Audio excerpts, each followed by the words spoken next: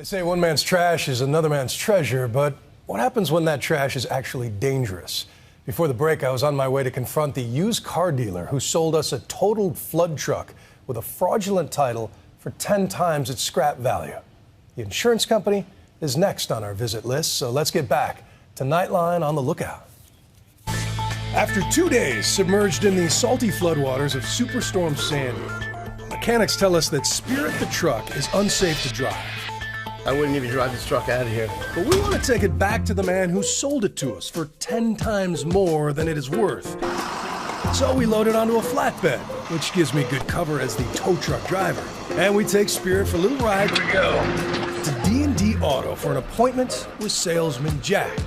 Okay, I'm going to get Jack. Erin asked him to come out to take a look at the damage she found. In here, there's a bunch of sand.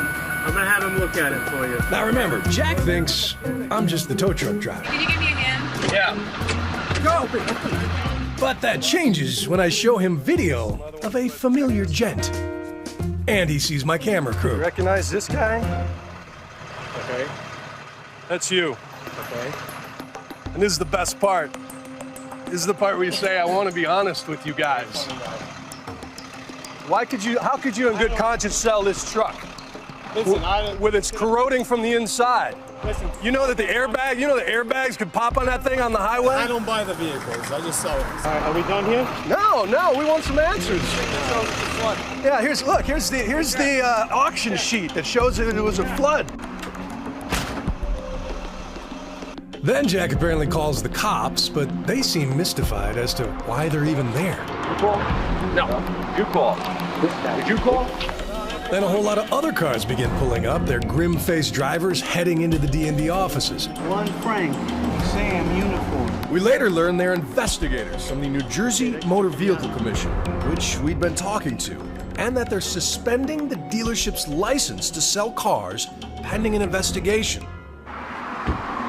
D&D later emailed us a statement saying they sincerely regret Jack's unfortunate misrepresentation of Spirit, and since his independent action is in no way reflective of our typical business practices, Jack has been fired. There is now a criminal investigation by the New Jersey Attorney General's office of the dealership, an investigation that includes cars USAA sold at auction.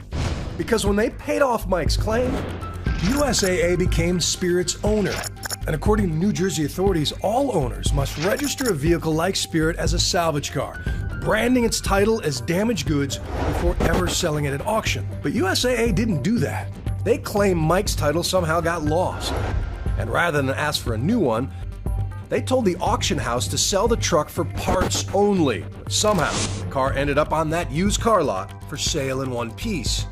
Failure to obtain a salvage title is illegal in New Jersey, as it is in most states. Thanks in part to the work of Iowa's used car watchdog, other big insurers have paid millions in settlements for not branding those flood cars properly and allowing what's known in the industry as title skipping.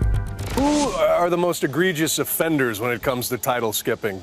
Do we want to look at used car dealers? Mm-hmm. What about insurance companies? Yeah, they do it sometimes. Why? Because there's money to be made. USAA is now in an uncomfortable position.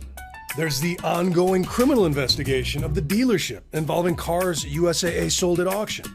And it's fending off volleys of questions raised by our story, which may explain why General Bergner decided that now might be an opportune moment to finally sit down for a friendly chat. Why'd you decide to come talk to us today? We've learned some things over the course of your broadcast. We've learned some things about the situation that you discovered, one that we found to be just as disturbing as you did. Please expound. So we have gone back through 3,872 vehicles that were the number of total losses that our members had as a result of the Sandy hurricane. And of those, we have found 174 of those cases. 174 cases in which USAA sold flood cars without branded titles at auction in New Jersey, just as it did with Spirit. It's quite possible that nearly all of those 174 are on the road today. USAA doesn't know.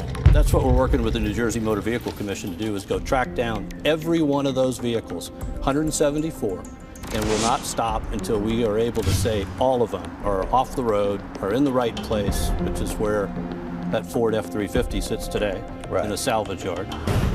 But when we went hunting before this interview, We found a Mercedes wagon that does have a Carfax total loss Annotation. flood report, Right.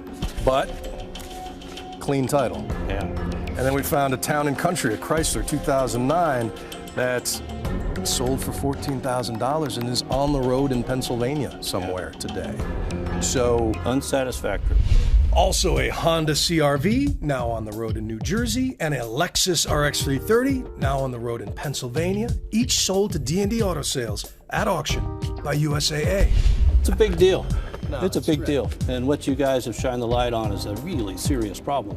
We went back and looked at our process and we said, unsatisfactory.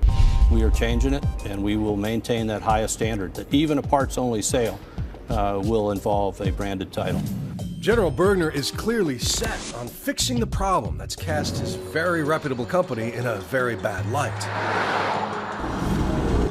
But when you look back at the sheer number of flood cars produced by a single storm, you can't help but wonder what percentage made it to the crusher and just how many are rolling down our roads.